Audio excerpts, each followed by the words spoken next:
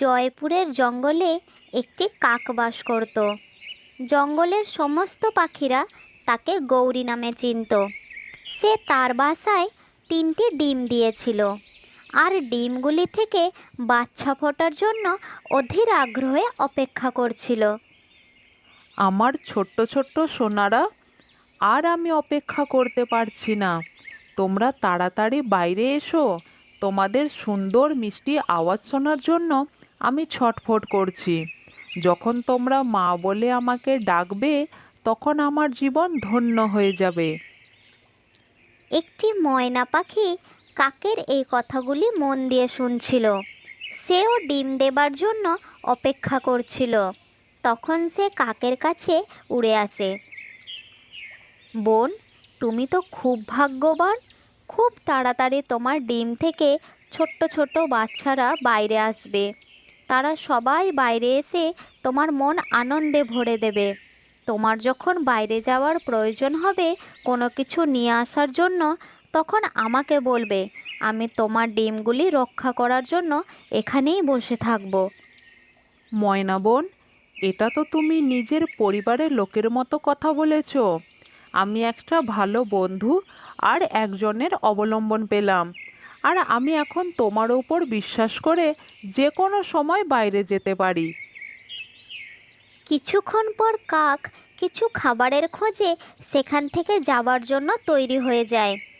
সে ময়নাকে ইশারা করে নিজের কাছে ডাকে। কাক বোন, তুমি নিশ্চিন্ত হয়ে যেতে পারো, আর জঙ্গলে ঘুরে ফিরে খাবার সংগ্রহ করো, আর নিশ্চিন্ত হয়ে ফিরে এসো। আমি এখানে তোমার ডিমগুলিকে বসে পাহারা দেব। কাক সেখান থেকে উড়ে জঙ্গলের দিকে চলে যায়, আর ময়না কাকের বাসায় বসে যায়। ময়না ভালো সুযোগ দেখে সেখানেই একটি ডিম দিয়ে দেয়, আর কাকের জন্য অপেক্ষা করতে থাকে। কিছুক্ষণ পর কাক এসে যায়, আর সে ময়নাকে ধন্যবাদ দিয়ে নিজের বাসার দিকে তাকায়। আর তখন সে চমকে যায়। সেখানে 3টি ডিমের জায়গায় 4টি ডিম দেখতে পায়। আরে, একটা ডিম কিভাবে বেড়ে গেল? আমার তো মাত্র 3টে ডিম ছিল। কাক বোন, এটা ভগবানের চমৎকার। আমি এর আগেও এরকম চমৎকার দেখেছি। তোমার ভাগ্য খুব ভালো যে তুমি একটা চমৎকারী বাচ্চা পেয়েছো। পরের দিন কাকের ডিম থেকে একটি বাচ্চা বাইরে আসে। তখন কাক বলে, আমার ছোট্ট সোনা, তোমাকে এই পৃথিবীতে স্বাগতম। এখন তোমার পরে অন্য বাচ্চারাও বাইরে আসবে। এমন সময় আরেকটি ডিম থেকে একটি বাচ্চা বেরিয়ে আসে। তারপর আবার 2টি ডিম থেকে আরও 2টি বাচ্চা বেরিয়ে আসে। কাক নিজের 4টি বাচ্চাকে সমানভাবে ভালোবাসতে থাকে। ময়নাও মাঝে মাঝে সেখানে এসে বাচ্চাদের দেখাশোনা করত। এইভাবেই কয়েকটা দিন পেরিয়ে যায়।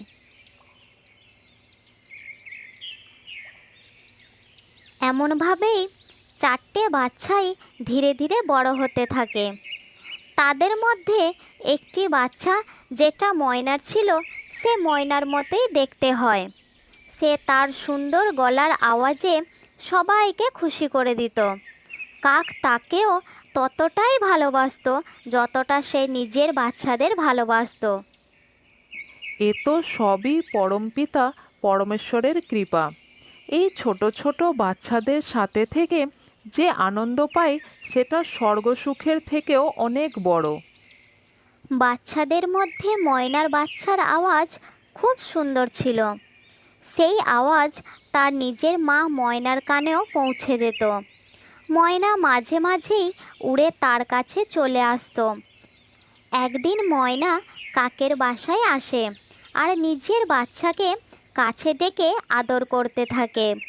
তখন কাকের একটি বাচ্চা এটা দেখে, আর ময়নাকে জিজ্ঞাসা করে, মাসি, একটা কথা বলো তো, তুমি একেই কেন এত ভালোবাসো?